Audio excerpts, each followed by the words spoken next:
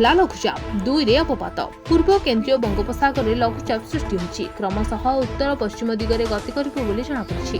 ଉତ୍ତର ପଶ୍ଚିମ ଦିଗରେ ଗତି କରି ଘନୀଭୂତ ହୋଇ ଆଜି ସୁଦ୍ଧା ସଦୃଶ ଲଘୁଚାପରେ ପରିଣତ ହେବ।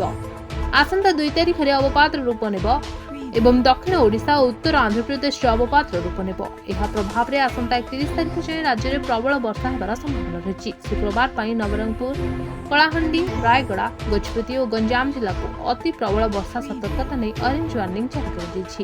ଆଜି ଓ ଆସନ୍ତାକାଲି ଅତି ପ୍ରବଳ ବର୍ଷା ହେବାର ସମ୍ଭାବନା ଥିବାରୁ ସମୁଦ୍ର ଭିତରକୁ ନ ଯିବାକୁ ମତ୍ସ୍ୟଜୀବୀଙ୍କ ପାଇଁ ସତର୍କ ସୂଚନା ଜାରି କରାଯାଇଛି।